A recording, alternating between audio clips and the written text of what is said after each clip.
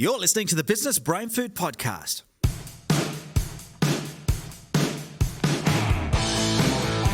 Welcome to the Business Brain Food Podcast, the show business owners listen to when they want to take their business to the next level. Head to businessbrainfood.com.au to catch up on past episodes and access show notes from every episode. Now, here's your host, Ben Futrell.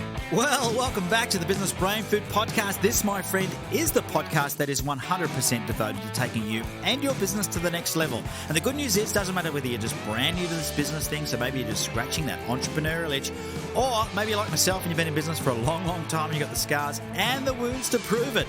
No matter what, there's always something new we can do to take our business to the next level. And today is going to be absolutely no different. I'm going to be joined by Fabienne Costa very, very shortly as we dive deep and learn a bit about her journey from a high school student to entrepreneur.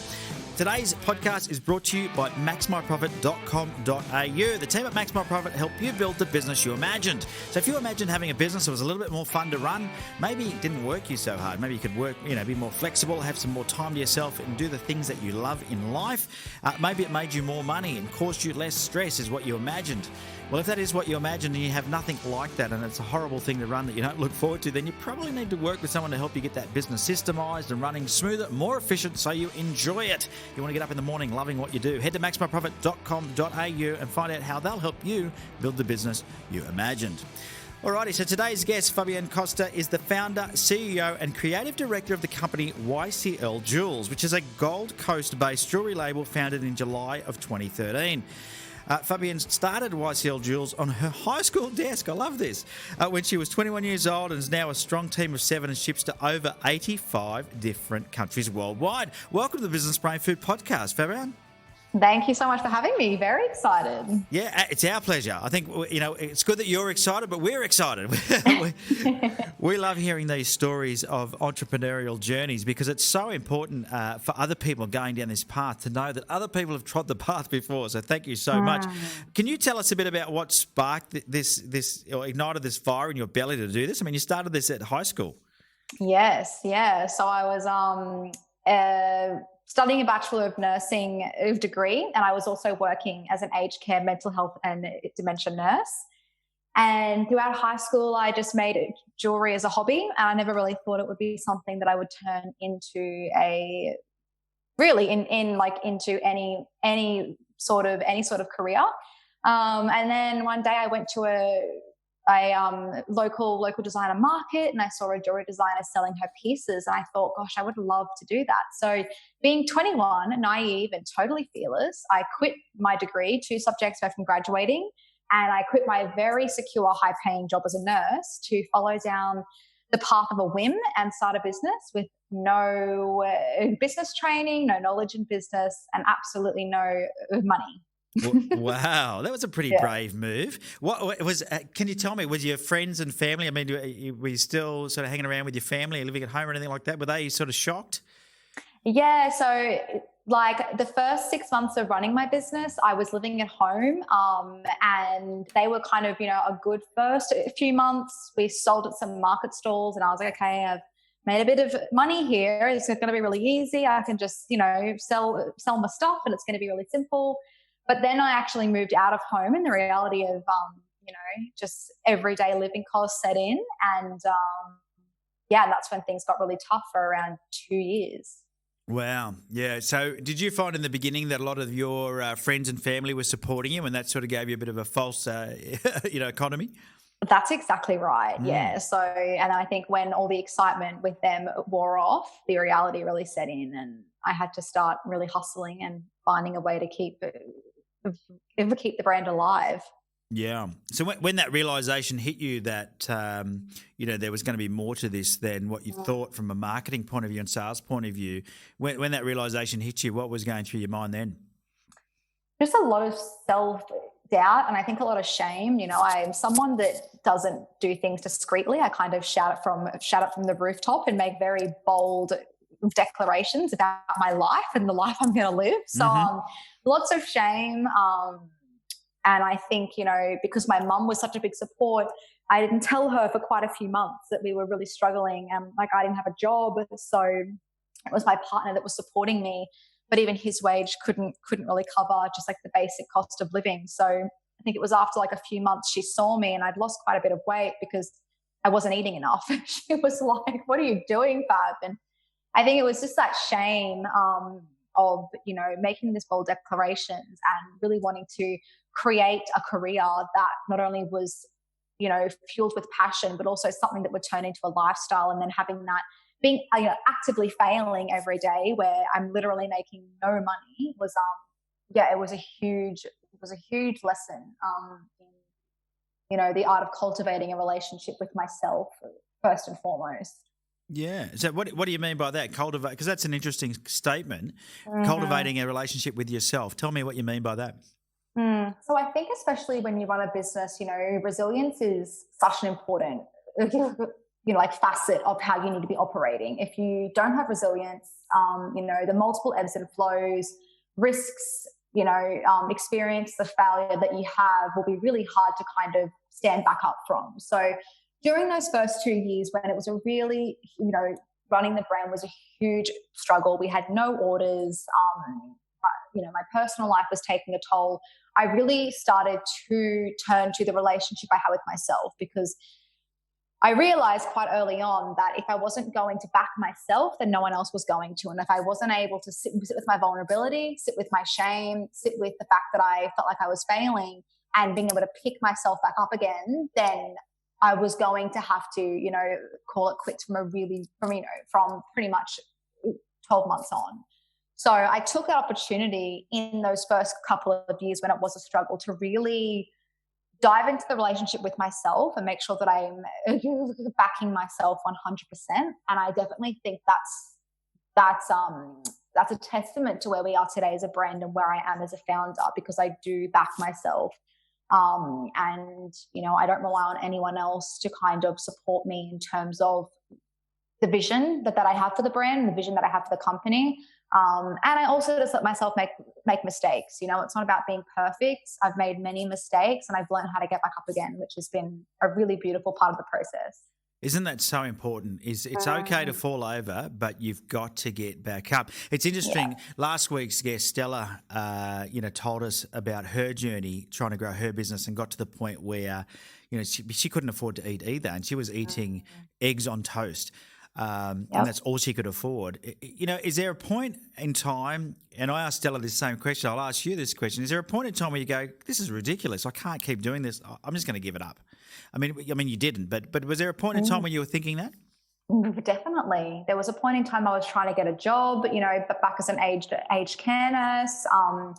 But I think even though I think the idea of giving up was never an option, because this, like I said, that vision that I had, it was almost like I had prophesized what I wanted my future to look like. And being 21, totally naive, I didn't realize exactly what that would look like until I kind of, you know, got a few years down the line with owning and running a company. But I think it was just more that shame every single day, that sometimes even getting out of bed was so hard because, you know, I was just failing. And I think there were many times that I possibly thought like, like, what am I doing? But yeah, I'm very, very strong-willed, I guess. I don't know how I pushed through. I think it was my age potentially. You know, as an adult now, I have a lot more fear. I think I know what it takes to not only start a business, but actually, you know, like keep it afloat. So, but being so young, I think that was almost a blessing for me. So tell me about that moment in time when it turned around for you, because, you know, it sounds to me like you went through a relatively rough patch for a little while, but you're now a 7-figure business exporting to over 85 countries, team of people. Like, it's obviously turned around. What was the defining moment? It was definitely for us using digital marketing as a platform to really get our brand out there and to create more brand awareness. So being in the fashion tech space, it's a really exciting space to be sitting in now, especially as millennial consumers, you know, are, you know, some of our highest markets, especially in terms of consuming fashion and accessories. So it was definitely that, starting to develop more of a relationship with them, understanding them, how they like to be communicated to, what price point will they buy at? What price point won't they buy at? And also delving into the realm of influence and marketing. It's something that we do still today, but a very curated form of it. We don't just send to anyone. We have a very strong brand ethos. We make sure anyone that we work with aligns with that. So yeah, really starting to get our brand out there on social media. We started to send to some stylists around Australia and had our pizzas worn by various celebrities. And it was after that that, you know, I started to work full time in the business, and I've been doing that ever since. Well, so you were at a point where you were part-time. Did you have another, so you were working another job at the same time? No, when I say I say full time, I mean that I was doing nothing else. Trying to just keep my business afloat, and you know, sitting at the computer, just trying to do something. You know, I think this is common. This is very common on the Gold Coast. Is a lot of people have businesses, but they're not full time. It's true. No, it's true. And look, even today, I only work a 4-day week. There's some weeks that obviously I have to work a lot more hours, but yeah, sometimes I wander around the Gold Coast and it's like Wednesday at like 2 p.m. and everyone's out and no one's got shoes on. I'm like, does anyone even work? Well, that's brilliant. I think it's important to have that balance. You know, I hear some of these entrepreneurs getting up on stage and saying the secret is hustle, work at 18 hours a day and don't have relationships, don't relax. And I actually don't agree with that ethos, but so it's nice to hear that you've got that balance. And why, you know, I think the whole working 9 to 5 days a week is very old fashioned thinking, and we're stuck in that. I think the society is stuck in that, but entrepreneurs don't have to be stuck in that. So good on you. Yeah, and I think it's also identifying that. I think there's a lot of fear and there's a lot of stigma, especially in Australia, that we have to work like that. And I know those exact events that you're referring to, where especially women getting on stage saying that we need to do this as women, we need to work harder. And I don't need to submit to that type of lifestyle. And I'm something that I also try to really instill in our culture here at YCL, but with my team.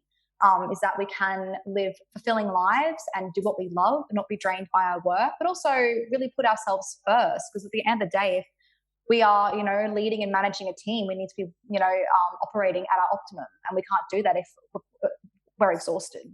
Yeah, which is so important to recognise. Is you've got to be. I think that I've spoken to performance experts, and they work on mental capacity and say you've only really got 2 hours per day of high performance ability anyway, even the top performers, you know, so doing 18 hours is just 16 hours of mediocre work. That's the reality of it. Yeah. So tell me, you mentioned the turning point, and you threw quite a few jargony sort of things in there that, you know, means that you've got a deep knowledge of marketing. You know, how did you go about learning things like influencer marketing and this digital marketing and understanding price points and your consumers and what they were looking for? Is this something you just picked up, or did you do courses, read books? Did you get a mentor? Yeah, so there's a few different facets to it. A lot of it I learnt myself. So I really made sure that I immersed myself in various communities. I really got out there, and I'm quite an introverted person at heart. So doing any kind of networking makes me very anxious. But I really put myself out there, and I learned a lot. And still to this day, I'm ever learning. I'm like a sponge that's constantly absorbing. I also started to connect with a really incredible group of women that all have either run businesses at one point in time or were running businesses. They were all older than me as well, which gave me a really beautiful plethora of knowledge and wisdom and experience. And then at the same time, we did a lot of data collecting from our community. So we've done various surveys, which, look, sometimes the data is a little bit skewed and a little bit biased depending on the demographic you're targeting. But still, it did give us a pretty good insight. And I think after 6 years of, you know, going on the journey with our community and with our customers, we've learned a lot. We really listened to what they say, and we've tried it a few, you know, various tactics, various pre-marketing for launches, different types of social media marketing. We've really tried and done everything, and it's really given us a really successful kind of model that we now adapt and morph depending on what we're launching. Yeah, okay. So you sort of learnt from your own experiences over time, but it sounds like Yes. so you got a bit of education from some wisdom from a group that you're in. You did some of Yes. your own learning, but also really taking the lessons as you go down this journey as you're growing your business, which is Yes. cool. Now you mentioned, and I mentioned at the beginning, it's called YCL, and you mentioned that before, and I'm sure listeners are wondering what is YCL, just as I am. Yes. How did you come up with that name? What does it mean? So it actually stands for your core light. So the light within your core. And it actually started as a blog back in 2011. And I started as a health and wellness blog, and I kind of wanted to turn it into something a little bit more tangible, but I wasn't really sure how. And then when I had the idea to start my brand, it just really seemed quite fitting to use the name, but I wanted to just modernize it a little bit. So that's how it turned into YCL Jewels. Oh, nice. So there you go. It's a good story. So sometimes I ask, like I did ask once again Stella last week on episode 221, where she got her business name from. She said, "Oh, don't ask me that. I hate this question." Because there was no purpose or creativity behind it. It just happened. Yeah. She said it might as well have been a shelf company. So it's great you've got that. So what's the one thing you knew when you started? So you started this thing and it didn't go as planned. What would be the one thing that if I said to you could have had this knowledge in the beginning, if we go back in time, what would that one thing be?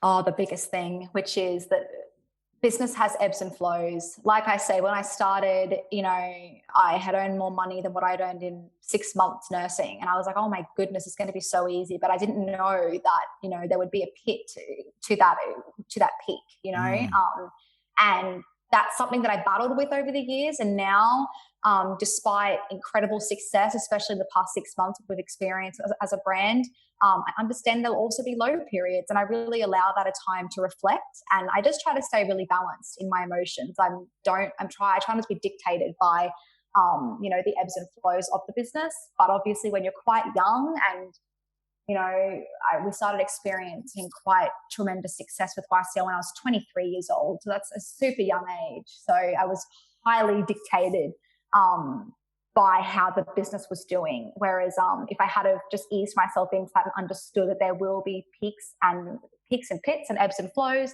I probably would have saved myself a lot of stress. Absolutely, yes. That's a good tip, because there's always going to be ups and downs. In fact, there's a great book by a fellow called Darren Hardy. I don't know if you've heard of Darren, but he's got quite a few good books. He is the publisher of Success.com, and that's Success magazine. But he's got a book called The Entrepreneurial Roller Coaster. So you can imagine that talks about ups and downs. Yeah. Yeah, and a book I recommend to anybody that's building a business, because it is such an important thing to understand it's going to happen. Now, you mentioned in the beginning that things weren't going well, but at no point did you considered getting a job, but you never gave up on your vision. Tell us about, what is it that motivates you? I mean, there must be a big motivating force behind you to go, well, I'm going to keep at this. I'm going to stick at this. Yeah, there's definitely a few things. Like I said, when I started, I didn't have any business training. I never studied business in school. I had no family members in business. And, I always thought it was kind of like, the subjects at school was kind of like, let's take over your dad's fish and chip shop. So it was never something that I, really was interested in high school. But, little did I know that it would become to be quite a great passion of mine.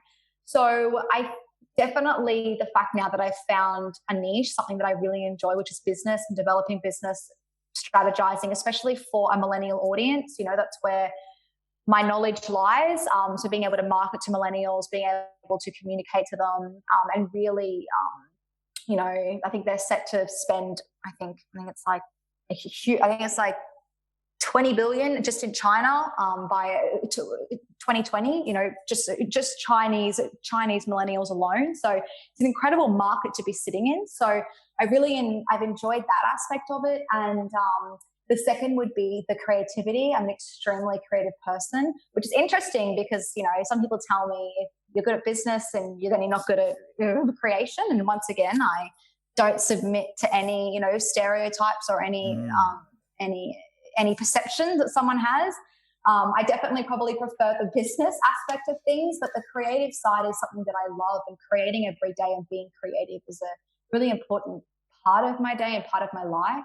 And then the third thing would be my lifestyle. I'm very blessed to have a really free and flexible working lifestyle. I can travel and work. I have an incredible team that, I've cultivated throughout the years, and they're just amazing. And I feel really blessed to have such a flexible lifestyle that I didn't really think of when I started my business. And it's definitely been something that I've come to be very, very grateful for over the years as we've expanded.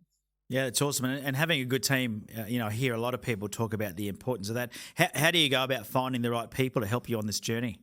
I don't have any. I wish I could say like something really formal, but I can't. So for the 6 years, I've had staff for 4 years out of the 6, and I have advertised for them on Instagram every single time. And like, I have attracted the most like-minded, incredible people, many of which are still with me today. And it's, I don't go by the figures on the resume. I don't sometimes, in the past, I didn't even ask for them to even have a resume. I go all about how I feel and how they're going to fit in with the team culture. That's the biggest thing. We just hired our very first ecom manager, and that was I needed someone to have a little bit more experience than what I'd ever asked for before. But I chose someone that I was not expecting to choose. Simply when I met her, she was perfect, and I clicked with her. I know that she's going to really flow well into our team environment. And that's the biggest thing, because we have such an incredible, uplifting team. It's a really, really, really inspiring place to work, and that's something that I've made. It was something that was important to me from very early on, because a lot of us have come from really toxic working environments in the past. So it's been a lot of intuition on who I choose and how I choose.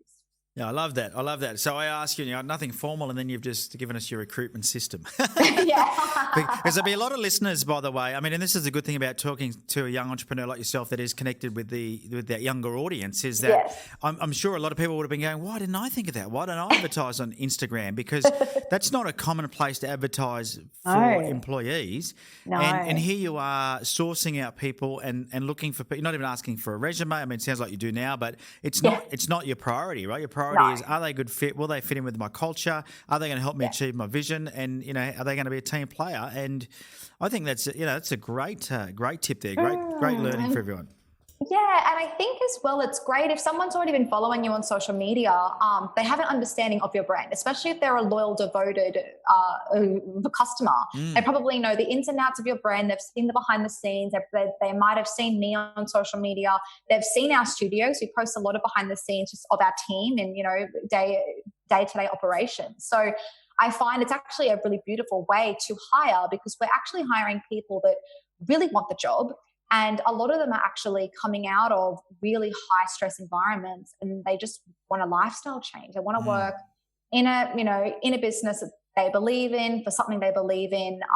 And that's been really beautiful to see, because it's really nice seeing people choose themselves rather than just, the model that society spits out.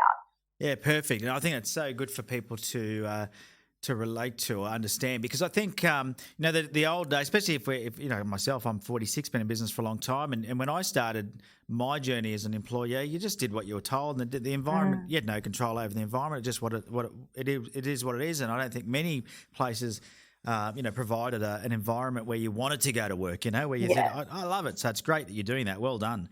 I think that's a great thing. Now you did talk about the fact that you have been able to gear yourself towards this millennial audience, and they buy online, and it sounds like you've done some research about how much they're going to spend in the future, which is, I think is just going to keep growing.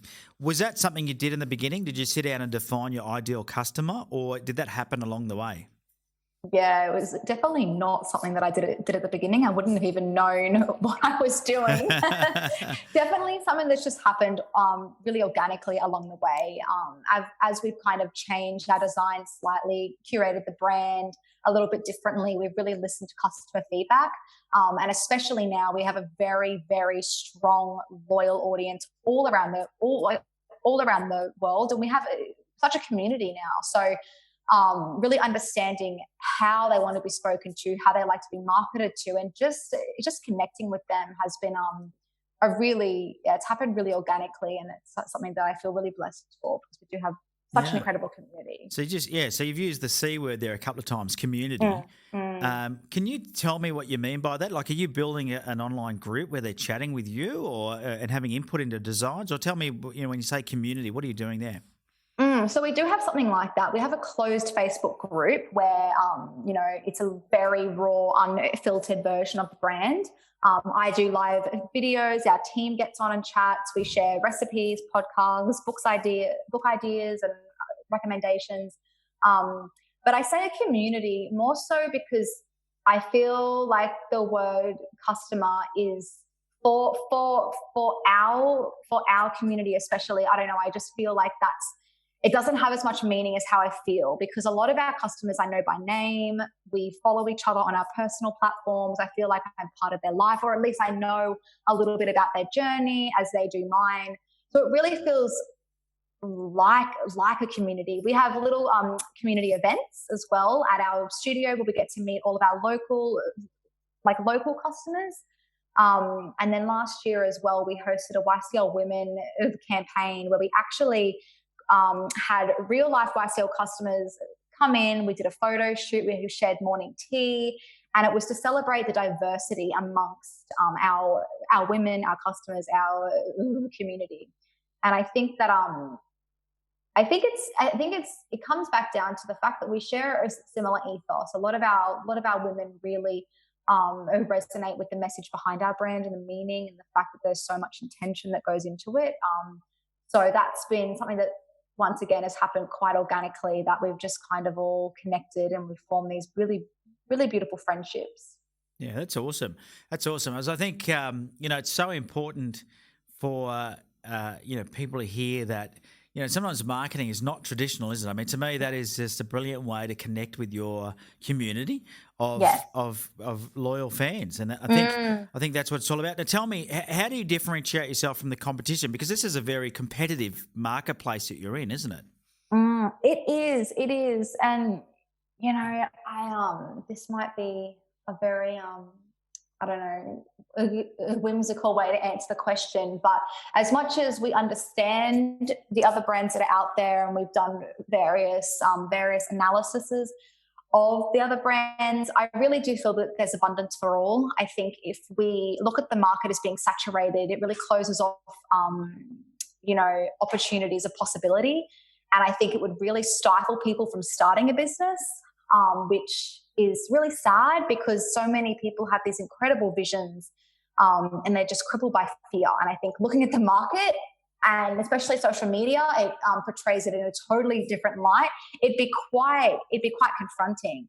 So I just, once again, I listen to what our customers are asking, and I just really try to keep all the other white noise out, and I just do what we love. I also do acknowledge various trends that as a brand would align. We're not a completely trend-driven brand, so we have to do it in ways that really align and would be, pieces and designs that our customers would actually really resonate with. But I think that's been able to keep me really steady and just not get too caught up in the market. And I think it's a really exciting time, Ben, because there's so much going on. There's so many young entrepreneurs starting incredible companies that are doing amazing things. And I really see it as a time of possibility, and that, there's so much opportunity now out there. We just have to go and get it. I mean, it's very inspirational too. Your story is great. And I think that having that abundant mentality can go a long way, because there is, that's a great mentality to have. Tell me about the funding, because you were open about the fact that in the beginning you ran out of money and you couldn't afford to feed yourself. Yeah. Did you get a loan from somewhere, or how did you go about raising the money to build this thing? So we have never had any funding. We have no investors. I'm the sole director, and we only got a credit card. It'll be 2 years ago in June, actually. So we are 100% based on cash flow, which has been challenging at times, very challenging. But, I was learning a lot. I was starting to manage a lot of money that I've never even seen in my life. And I still, we have accountants and various financial team members, but I do all the main financial organizing and invoicing all still myself. So I have 100% control over it. And that's been a challenge. It's been a challenge to keep cash flow afloat. And I've learned a lot about why cash flow forecasting is absolutely vital. But yeah, after everything that I've learned, we're in an incredible position now. We've experienced some really incredible success over the past 6 months. And I have, never say never, but right now I have no plans in bringing on any other investor or any investors at all, or any other directors. Yeah, that's great. And it's music to my ears that the importance of a cash flow forecast, because in our business here, that's one of the things that we try and get everyone to do straight up. And it's hard sometimes to get people to realise the importance, but it's like the fuel gauge in your car, isn't it? Because if the money runs out, you ain't going anywhere. That's a thing. And I think it's really confronting looking at how much you spend on certain things. Doing the budget and doing the cash flow forecast, it was quite confronting to me, because I was like, why are we spending so much money on this when we should be spending money on this? But it really allowed me to reallocate funds and make sure we were investing in areas that really make us money. So we do a lot of Facebook advertising, and it's quite a large investment, but it brings back so much for the business. So I think being able to see where large sums of money should be going and making sure that it's coming back in twice or 3 times. But yeah, I think for some people it'd be quite confronting to begin with, because you really have to get a full picture. And if you're the only director, or the CFO reports to, or whatever, you kind of feel responsible for all of that, of course. So yeah, but one of the best things I've ever done for the business, for sure. Yeah, sounds great. And I think, and I just love, things like your terminology, you're talking about Facebook marketing and the investment. And so I can hear that your mindset is, about investing in growing your company, and you see marketing as an investment. Was that also something that you always thought, or did you ever look at things like that as an expense, especially when you were short on cash? Did you see those as expenses you didn't want to have to incur, or have you always had that mindset? I think I've always had that mindset, because I really have grown up with social media. I'm 27, so Instagram kind of came out really, and it was started to get really popular around the year when I launched YCL in 2013. So I started to see, and I, as a millennial myself, understand where I go to find brands. I don't go to traditional forms of media. I'm going to go straight to their Instagram or straight to their Facebook, and so I know how we interact with the marketing that we're seeing. And I also know where our age group is looking. So I think that that's been a really good thing. But in saying that, in the beginning, when I have zero resources, it was really scary. Even, putting, allocating $50 a week just to a little bit of sponsored media. That was a really scary thing. But if it's something that will be returned, or even if it just increases engagement on your social media channels, it's really vital, especially if you are marketing to a millennial audience, because that's exactly where they are, is social media. Yeah, they're hanging out there, aren't they? They are. There's no doubt about that. Go to the local, bus stop or whatever, and that's what you see. They've all got their faces in their phones. I know. But even adults now, we market our business on one of the most powerful platforms is Facebook, and we're marketing business owners, and people go, really? And I go, yep, really, Yeah. It's powerful, isn't it? Very, very powerful tool. And I think it's great to hear from someone in your, generation, because I think it really is a wake-up call when you know that that's where they are. You've grown up with these platforms, and that's where they are. They're just hanging out there, and you're proving that you can make it work by spending a bit of time and learning about who to target and how to target, and then investing money in the right areas to get the returns. And tell me about the manufacturing side. I'm just mindful we're almost out of time, but I'm interested to hear. So in the beginning, you sold at local market stalls and on Etsy, and then you've launched a store. Were you making the jewelry in the beginning, or did you have it manufactured? Or yeah, so I was hand making everything up until around the 4-year mark, and I was making hundreds and hundreds of necklaces and earrings a week. Obviously not very scalable, and there was many other aspects of the brand that were really falling behind. So in around the beginning of the 3rd year that we were operational, I traveled to various countries and started to meet with different craftsmen and different production managers. And now we have a global team of craftsmen that make our pieces. I still hand make a really small percentage in our studio on the Gold Coast, but it's been a really great way to scale our brand. We've done it really slowly to make sure that the quality is never compromised. And we did have to raise our price point slightly, which was something else that we really made sure we collected data on, understood, what price point our customer and target demographic would actually pay for. So that was a really interesting journey, and probably one of the most challenging journeys still to this day is just the manufacturing side of it, and finding the right team. Yeah, and that's why I'm asking the question, because I think a lot of people struggle, especially when they've been the person who handcrafted things in the beginning, because that's not scalable, right? That's about you trading your time, and there's only so many hours in a day. So at some point you have to entrust somebody else to deliver the same passion and quality that you had envisaged when you sat down in front of your desk and built something. So, and so it's interesting to hear that. So you're saying you've got, what's interesting is you're saying you've got craftspeople around, or craftsmen around the world that you've hand selected. So you've got individual people rather than a big manufacturing plant in China doing this for you. Oh no! Look, we do have factories. Like, we have factories in various countries, but they are the ones that we choose to work with have a really small team of craftsmen, and a lot of them are actually family owned, which is really lovely. So I've actually been able to meet, the craftsmen that make our pieces, and with our pieces, there's probably only 25% that's actually machine made, and then that other, that remaining 75% is actually made by hand, which is obviously comes into the price point and the quality, and that's been, it was a difficult decision, and it's very, very slow process because of the costs involved in doing it the way that we have. But we never wanted to sacrifice the integrity of our brand. So I'm really glad that it's grown really slowly, and we've kind of implemented the various processes slowly, rather than just, rolling out a whole new campaign.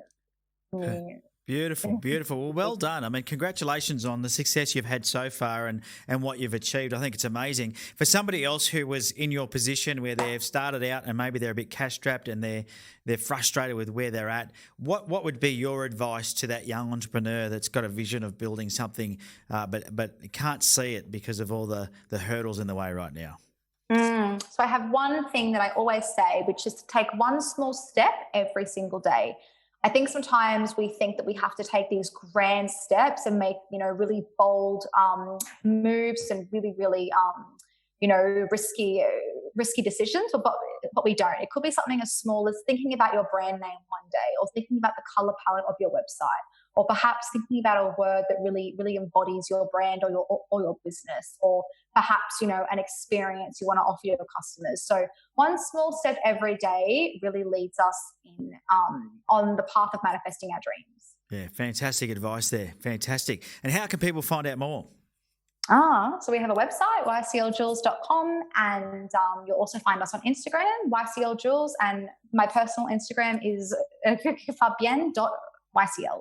Fantastic. Well, thanks so much, Fab, for coming on the show. I really have enjoyed the chat. I know everybody would have got a lot out of that. And we'll have all those links, gang, in the show notes. So you can head across to businessbrainfood.com.au, episode 222, and you'll find all the details, because that'll save you having to work out how to sell Fabienne. Because the spelling might be difficult to do, but definitely if you head across there, we'll have all the links in the show notes. Of course, you can always, it's easy, go to ycljewels.com and find them on Instagram and follow, because it's going to be a great journey to keep a watch on as you continue to expand and grow and export to more places across the globe. And I love the fact that you're building a community, not just a business, but a community of people around you. And I think that's you've done really well. Congratulations. Thank you. Now, all we've got left to do is the 60-second scramble, where I ask you some quick questions. You give me some quick answers. I'll start the clock. There'll be a buzzer at the end. Are you ready for that? I am. All right, starting the clock right now. Favourite app on your phone? Oh my God. Spotify. Best way to tune out and relax? Read a book. Favourite movie? Oh, that's a hardie. Pass. That's fine. Have you got a hidden talent? I can touch my nose with my tongue. We'd ask you to do that, but that's not going to work on audio. So, what's the strangest thing you've ever eaten? A snail. An inspirational quote you can share. Have you got like a favourite? Yes. Authenticity breeds abundance. What's your biggest addiction? Definitely Fortnite. Your favourite drink? Gin and kombucha and lime. And what frightens you the most? The dark. Well, there we go. There's a buzzer. Well done. And once again, thanks for being on the Business Brain Food podcast. It's been amazing. And all the best with the journey. Thanks so much, Ben. Absolute pleasure. Hey, it's our pleasure. Now, if you enjoyed today's episode, head across to your favourite podcast player, leave an honest review or rating. We do love to hear from you. We take all of your feedback and we share it with our team, and we improve the show based on what you tell us. If you love it, make sure you leave that. If you don't love it, let us know, and we'll do whatever we can to make it so you do love it. That's what we're all about. And now this podcast is brought to you by maximumprofit.com.au. And if you want help to build the business you imagine, right now Maximum Profit has a competition on for you to win a $17,000 business coaching program. That's right, $17,000 business coaching program. All you've got to do is head across to winbusinesscoaching.com.au/BBF, which is for Business Brain Food. So winbusinesscoaching.com.au/BBF, and you can get yourself into the draw to win a $17,000 business coaching program. Including that program will be one-on-one coaching where you'll be coached by your very own dedicated business accelerator working one-on-one, and they'll help guide you to grow your business. You'll get free entry into events and workshops, so you'll get to come along with yourself and a team member to quarterly business acceleration conferences. Access to the Business Acceleration Hub, so you get to go online and grab all the resources and tools you need. There's over 700 resources, so if you need some template for hiring or for marketing, a cash flow forecast, as Fab spoke about earlier, you'll be able to get those resources on the Acceleration Hub, and you also have access to a panel of experts. They'll be at your fingertips. There's 22 experts currently in the trusted partners of Maximum Profit, everything from accounting through to marketing to Facebook marketing to systemization, you name it, there's an expert there to help you. So head to winbusinesscoaching.com.au/BBF and tell us in 50 words or less why you should win the $17,000 business coaching program. All right, well, it's been absolutely fantastic having you listen in. I've been Ben Futrell. Thank you for tuning in to the very end of the podcast. And until next week, have a profitable day. See ya. You could be larger than life.